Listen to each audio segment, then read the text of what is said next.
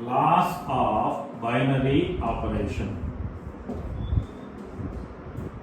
The binary operation simply B dot O, you write. Laws of binary operation.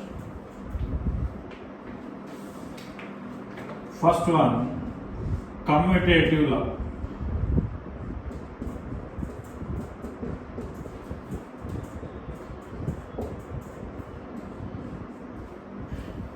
Commutative law. So for all these ones, one set we will define at the top. Let A be a non-empty set. A be a non-empty set. That we define first. For commutative law means for all A comma B belongs to capital A, if A star B equals to B star A. That is known as commutative law. So that means if a binary operation holds this one, then we can say that the binary operation holds commutative law.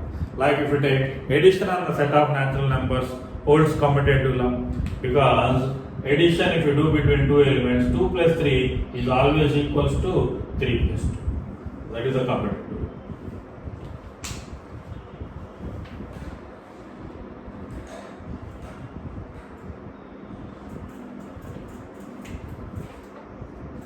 Next, second, associative law.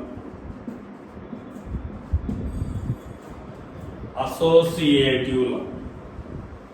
Associative law. This is see, for all A comma B comma C belongs to A, if A star B star C equals to A star B star C. This is known as commutative law.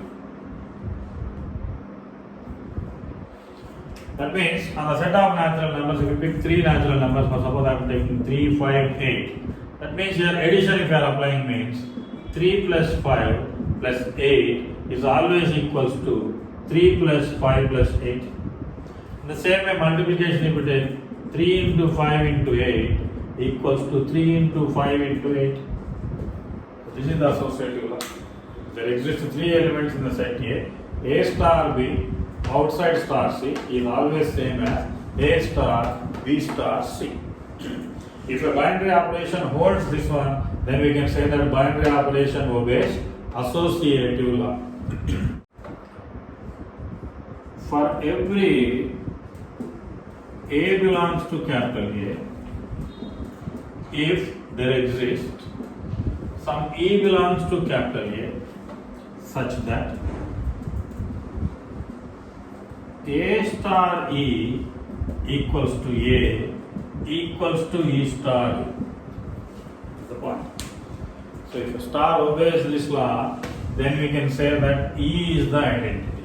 So that means see, for every A belongs to A, so for all the elements of the set A, if there exists some element, I am giving the element name as E other than A, that's right. If there exists E belongs to A such that if you perform any operation between A and E, so while performing an operation between A and E, the same A is coming as the output.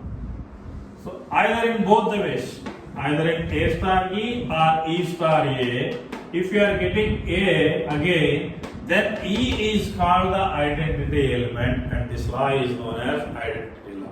Again, listen carefully. Very important for us, PUC point of view.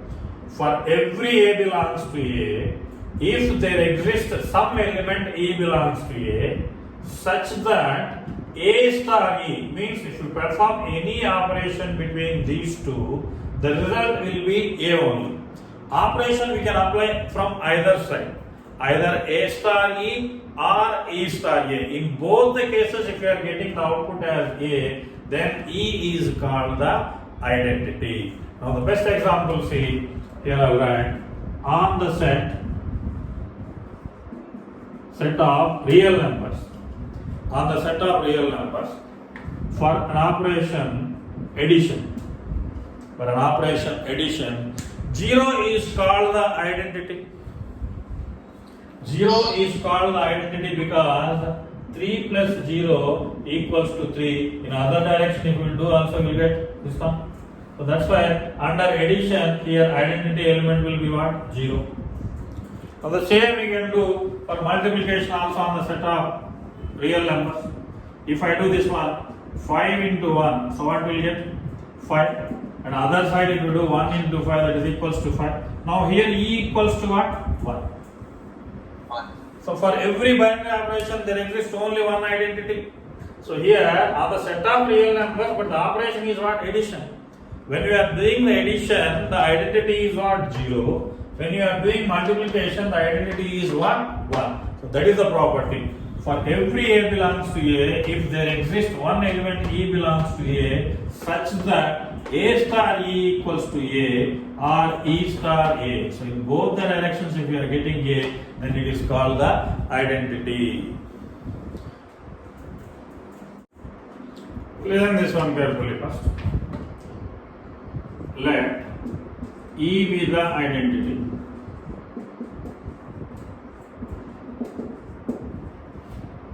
Okay. Identity for a binary operation star on the set A. Here we are dealing with set A only completely. First I am assuming there exists an identity element for the binary operation star. Now, for all A belongs to A, if there exists B belongs to A such that A star B equals to E, that is equals to B star A. This property, if a star obeys this property, then B is called the inverse of A. And symbolically, we know that we write like this: A inverse equals to B. See the property again. Let E be the identity. That means compulsorily there should be an identity element for this star under the set A. Now for all A belongs to A, if there exists some element B belongs to A such that if you perform some operation between these two, okay, in between A and B while performing some operation, if the result is identity, then one element is called the inverse of the other. So here we are doing some operation between A and B. A star B equals to E. In other direction also, if we are doing, then also the result is E. Then B is called the inverse of A, or vice versa is also true. That's why we can write it as A inverse equals to B. Now this is somewhat similar to the inverse definition what we studied in functions. So there, what we notice is in functions, if G circle F equals to identity and F circle G equals to identity, then we can write it as F inverse equals to G. Here also same or not. So here we are doing between two functions. Here operation is composition and here some operation star. The law everywhere it is same only. So wherever you go, the law will be same only. So here we are dealing with the numbers and here we are dealing with the functions. G circle F is I means what? Identity function only. If G circle F is identity, F circle G is identity, then F inverse is called as G. The same thing we are discussing here.